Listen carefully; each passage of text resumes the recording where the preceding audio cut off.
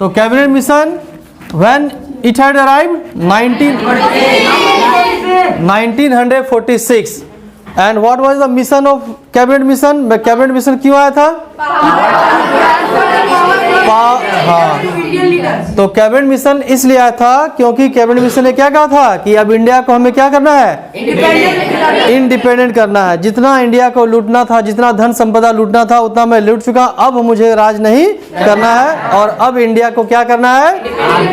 Free करना है, independent करना है। तो बेसिकली ऐसे याद रखना है तुम लोग को कि कैबिनेट मिशन इंडिया में आई इंडिया को फ्री करने के लिए। क्या करने के लिए? फ्री करने के लिए मींस इंडिया को इंडिपेंडेंट करने के लिए ही कैबिनेट मिशन आई थी। तो ये हुआ याद करने के लिए कि माइंड में एक सेट हो जाएगा कि कैबिनेट मिशन इंडिया आई थी इंडिया को फ्री करने के लिए, इंडिया को इंडिपेंडेंस देने के लिए प्रोसेस स्टार्ट करना है। Cabinet mission had to start process to make India free, but main intention was, क्या इंटेंशन था इसके अलावा? फर्स्ट में very good, constituent assembly, constituent assembly, यानी कि कैबिनेट मिशन कॉन्स्टिट्यूंट असेंबली बनाना है। तो कॉन्स्टिट्यूंट असेंबली को बनाने के लिए आई थी। कॉन्स्टिट्यूशन बनेगा कैसे? उसके लिए एक असेंबली करनी पड़ेगी, एक असेंबली बनानी होगी। तो इसलिए कॉन्स्टिट्यूंट असेंबली बनाने के लिए कैबिनेट मिशन आई। सेकेंड कॉज क्या था? इंडिपेंडेंट अंतरिम गवर्नमेंट। अब कौन? टू फॉर्म अंतरिम गवर्नमेंट। तो कैबिनेट मिशन जो है पहले कॉन्स्टिट्यूंट असेंबली बनाए, यानी संविधान बनेगी, कॉन्स्टिट्यूशन बनाएगी। इसके बाद से जब ये क्लियर हो जाएगा तो फिर क्या बनाएगी? अंतरिम गवर्नमेंट बनाएगी। तो कैबिनेट मिशन का दो टारगेट था, कॉन्स्टिट्यूंट असेंबली को बनाना और अंतरिम गवर्नमेंट को बनाना, यही दो था। बट मेन पॉइंट क्या था? Main make India free, India को फ्री करना। क्लियर हो गया? अब हम लोग क्या देखेंगे? सीक्वेंशियली देखेंगे, डेट वाइज, कि कौन कौन सा इंसिडेंट हुआ था वहां पर after coming arrival of cabinet mission. तो कैबिनेट मिशन आने के बाद कौन कौन सा इंपॉर्टेंट डेट्स था, कौन कौन सा इंपॉर्टेंट इवेंट्स था, इसके बारे में हम लोग अभी जानेंगे। ठीक है, तो चलो फर्स्ट में आते हैं 1946। तो 1946 क्या हुआ था? Arrival of cabinet mission. Short में लिख रहे हैं ना? Arrival of cabinet mission. 1946 के बाद कौन सी इंपॉर्टेंट इंसिडेंट हुआ? First meeting of constituent assembly. कब हुई थी? 1946 और डेट था वेरी गुड, वेरी गुड, 9 दिसंबर 1946। तो 9 दिसंबर 1946 what happened?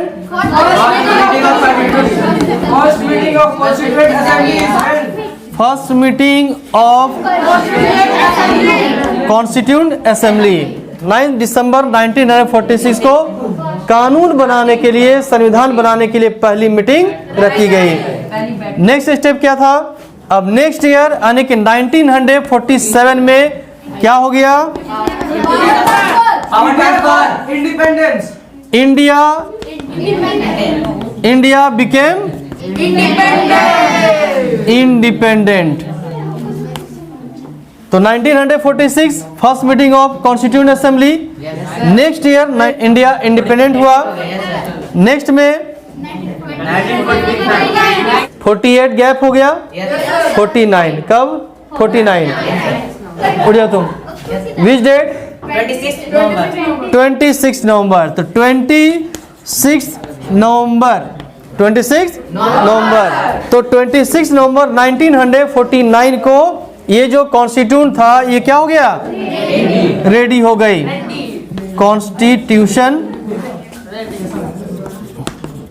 Is ready means first meeting 9 दिसंबर 1946 को और लास्ट मीटिंग 26 नवंबर 1949। तो कॉन्स्टिट्यूशन इज रेडी। अब क्या होगा? इंडिया को लगभग इंडिपेंडेंट करने का जो प्रोसेस था वो कंप्लीट हो चुका है। अब पावर ट्रांसफर। तो कैबिनेट मिशन आई थी क्यों? वेरी गुड, यानी ब्रिटिश के हैंड में जो पावर था देश को चलाने का, वो पावर अब इंडियन लीडर्स को देना था, यही था। Yes, sir. तो बेसिकली कैबिनेट मिशन इसीलिए आई थी कि जो पावर ब्रिटिश के अंदर में था, तो ब्रिटिश अपने पावर को इंडियन लीडर्स को देने के लिए, यानी कि इंडिया को फ्री करने के लिए, इंडिपेंडेंस देने के लिए क्या कौन आई थी? कौन आई थी? Cabinet mission. कब आई थी? Stand up. कब आई थी? 24 मार्च 1946। 1946 को।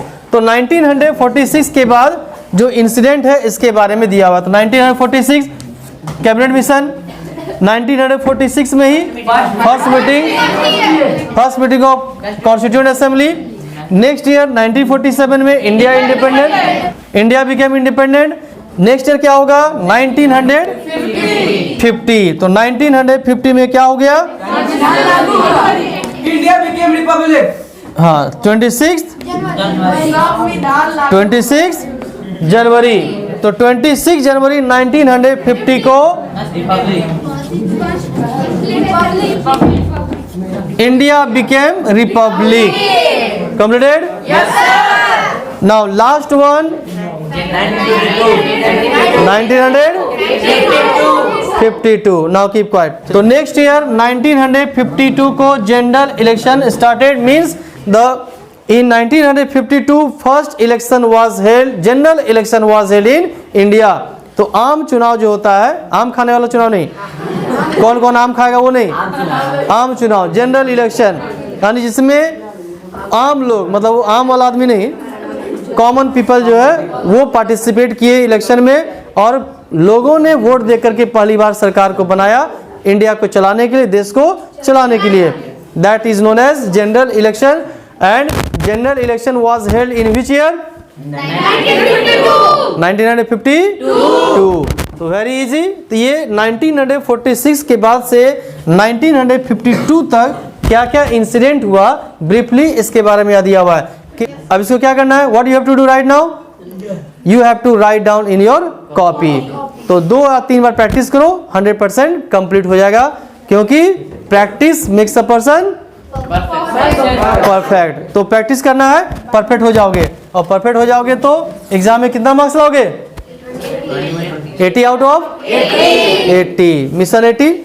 चलो, अब पहली बात याद नहीं करना है, लर्निंग, बार बार बोलते हैं लर्निंग नहीं करना है, प्रैक्टिस करना है। प्रैक्टिस करोगे कभी याद करने की जरूरत नहीं पड़ेगी।